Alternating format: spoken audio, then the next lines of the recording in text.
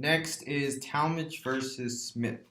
And this is the one right before we get into Cole versus Turner, which the book formally takes us into battery, though we kind of dipped into it. I'm pretty tired, though. But the takeaway from this one is going to be transferred intent. And transferred intent, by the words of Miller and by the words of law, is that it's a legal fiction. And so, in other words, it sits in this weird, legitimacy kind of balance where judges kind of use it to get a preferred outcome, is my recollection of what legal fiction is. Talmage versus Smith. This case, the facts are that, in short, Smith, there's two Smiths in this story. Smith right here, he has a shed. It's 1894. And some group of boys went up to the shed naturally and got up on the roof, started playing on there without permission, so it was technically trespass.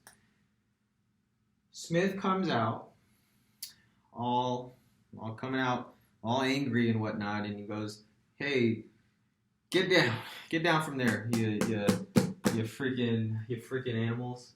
And he yells at them, and they start getting down. And then this sequence of events is it doesn't really make sense to me, but they're getting down, and then the dude grabs a stick and he throws it, intending to hit one.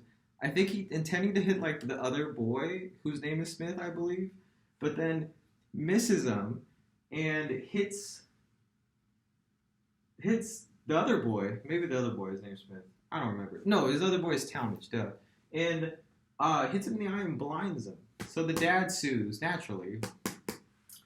And the question to the court is the party liable if action intended for a result on one, but hit another? And so if you kind of think about it, it's kind of, if you kind of juxtapose it to Rancis versus Kittner, we would kind of predict, this sounds like an accident.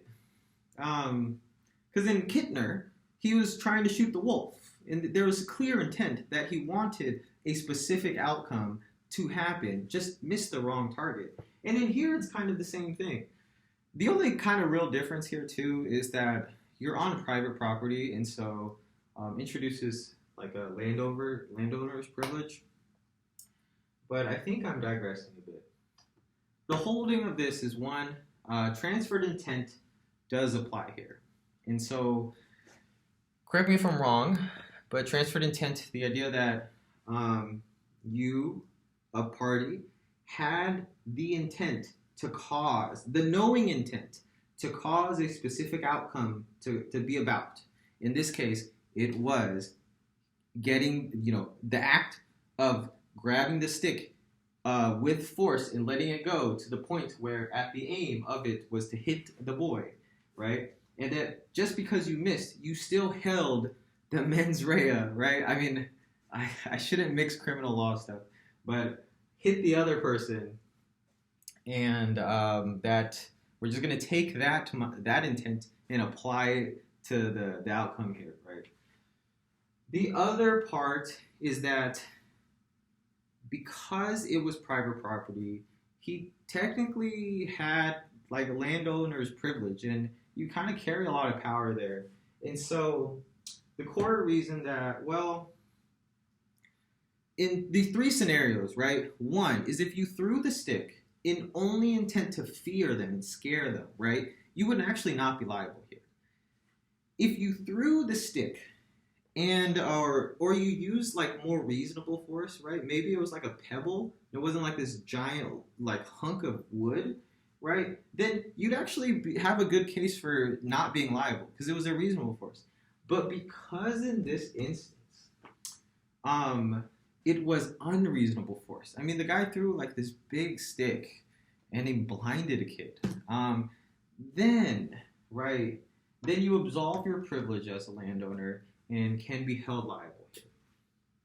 And so, transferred intent, I haven't heard about this ever since this case in this class, and so I don't know how much we're actually use it, but worth noting just in case.